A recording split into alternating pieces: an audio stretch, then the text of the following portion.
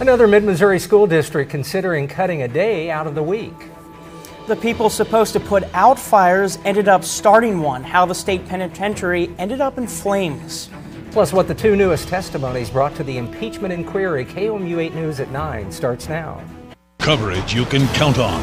KOMU 8 News on Mid-Missouri CW starts now. Two key witnesses took the stand today to testify in the impeachment inquiry. Both claim to have evidence of a quid pro quo. Good evening, everyone. I'm Jem Reek. And I'm Michael Van Scoy. Thanks for joining us. NBC's Alice Barr is in Washington with the latest as the partisan divide continues to grow. Raise your right hand.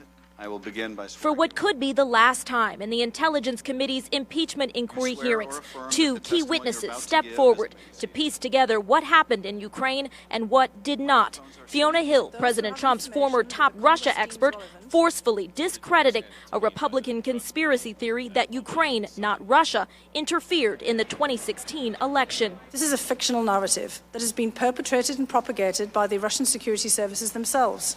That narrative is part of what President Trump wanted Ukraine to investigate, along with Joe Biden and his son. Today, State Department official David Holmes testifying he actually heard the president say what he wanted, recalling how he overheard a phone call between President Trump and his European Union ambassador, Gordon Sondland. It was quite loud when the president came on, quite distinctive. Holmes says he could hear President Trump asking whether Ukraine's president would announce the investigations. He said, oh, yeah, he's going to do it. He'll do anything you ask. Afterward, Holmes asked Sondland what President Trump thought of Ukraine. Ambassador Sondland stated that the president only cares about big stuff that benefits the president, like the Biden investigation. In a dramatic moment, Fiona Hill described having a confrontation with Ambassador Sondland over the push for investigations. He was being involved in a domestic political errand, and we were being involved in national security. I was irritated with him and angry with him that he wasn't fully coordinating. And I did say to him, Ambassador Sondland, Gordon, I think this is all going to blow up, and here we are. President Trump insists he did nothing wrong, tweeting today that Democrats leading the impeachment inquiry are human scum. With the partisan divide only growing sharper, Hill warns this is just what Russia wants. Our nation is being torn apart. Truth is questioned. And while the impeachment inquiry looks back, Hill urging lawmakers to look forward to guard against the same interference in 2020. No additional hearings are scheduled for the impeachment inquiry as of right now. The House Intelligence Committee will write up its findings and pass them along to the House Judiciary Committee. The House Judiciary Committee will then decide whether or not to draw up formal articles of impeachment. A training exercise turned into the real thing in Jefferson City yesterday afternoon. We now know a fire department training exercise is what sparked yesterday's fire at the old historic Missouri Penitentiary. According to the Jefferson City Fire Department, an airborne ember from a coordinated training burn started the fire. The building had been previously damaged by the May tornado. The fire department responded immediately after smoke and fire was visible to the training personnel. It's unclear to what extent the building was damaged. Jefferson City's mayor says the city will hear from developers about possible plans for the penitentiary's future. She says it's important for the city to keep it standing and open for tours, and in this year's damage will only be a small part of its history. Yeah, you know, the prison has a very long history of many breaks, I guess, when you say that. So, you know, it's definitely a piece of history, and the history continues to be written. If you're worried the fire will affect penitentiary tours, don't be. Mayor Teagan says tours will still carry on until the end of November, just like normal. A Columbia man pleaded guilty to starting a fire at the Planned Parenthood clinic on Providence Road back in February. Wesley Castor broke a door at the clinic and threw a Molotov cocktail inside. He faces up to 21 years in federal prison without parole. He admitted to the crime, saying Planned Parenthood offered reproductive health services at the facility. Another mid-Missouri school district is thinking of changing to a 4-day school week. Tonight, the new Bloomfield School Board discussed those possibilities. KOMU 8's Claire Bradshaw joins us live from New Bloomfield with what was said at the board meeting. Kids in New Bloomfield could be looking forward to a 3-day weekend, But not just yet, because the school board discussed it tonight and they said it's too soon to make a decision.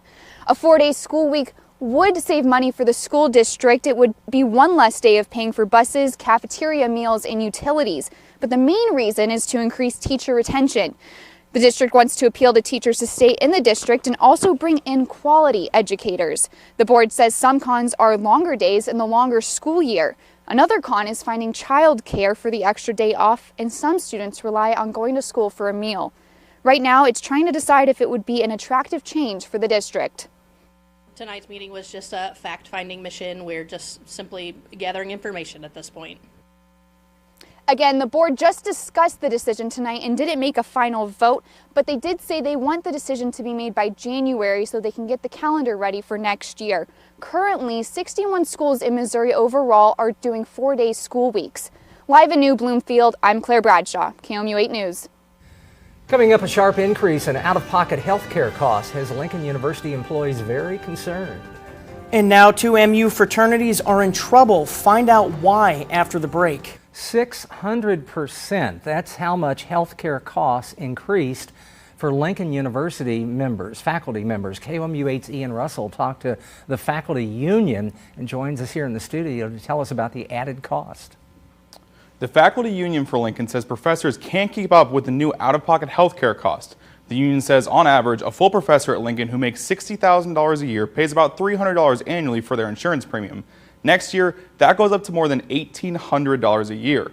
The faculty union is concerned the increase in health care costs doesn't match their salary. One Lincoln University professor says the change highlighted that difference.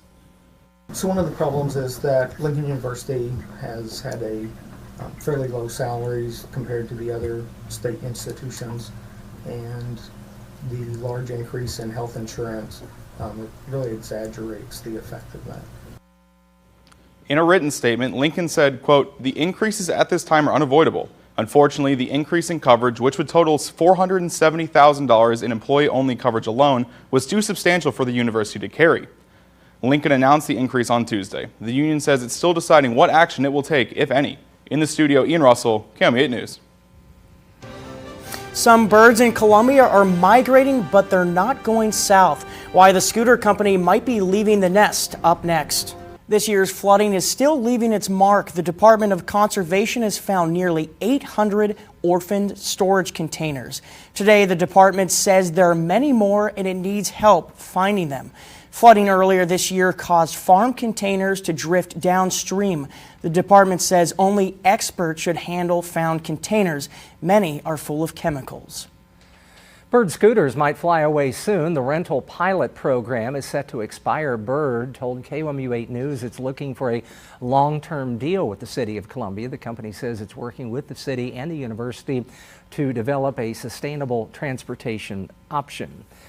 Another Mizzou fraternity is suspended, the second one in 2 weeks. MU says the Lambda Chi fraternity's temporary suspension might last only a few days. The university received a report regarding a particular incident, but hasn't said what it was. Now Lambda Chi must stop activities. The university will investigate the report. An MU spokesperson says a temporary suspension is a normal procedure. This comes after the Sigma Chi fraternity was indefinitely suspended 2 weeks ago. The fraternity's International Executive Board said it was, quote, left with no other option than to close the chapter. The House was also suspended between 2002 and 2006. In 2018, it was on probation for providing alcohol to minors. Sigma Chi executives say they hope to work with MU to bring the chapter back by the spring of 2022. Firefighters were on the scene of an explosion at an oil well in West Texas. Aerial video shows thick black smoke over the site in Midland. A city official says the fire started in a hot oiler. This is a vehicle used to clean wax deposits off the top part of a well. So when a hose ruptured on that oiler, the fire started moving. It forced firefighters to abandon a truck. That truck and several fracking tanks caught fire. One person suffered critical injuries. A Colorado school district is closing its doors early for break because hundreds of its students are sick.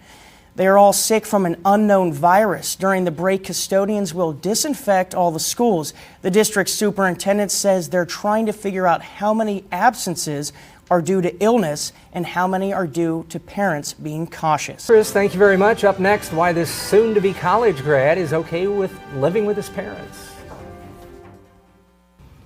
A boy in the Netherlands finished high school in about a year, and now he's set to graduate from college after a mere 9 months. At only 9 years old, Lawrence Simmons may become the world's youngest university graduate.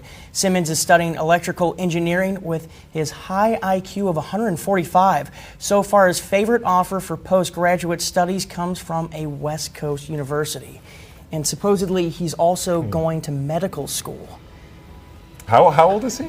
9. Wow. Way smarter than I could possibly imagine. I did things wrong, guys. Puts me in my place. I'll speak for myself. Yeah, exactly. I don't know about you guys. I'm just saying. I'm a little embarrassed after that. Yeah, that was disappointing.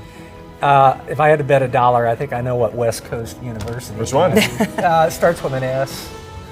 Palo Alto.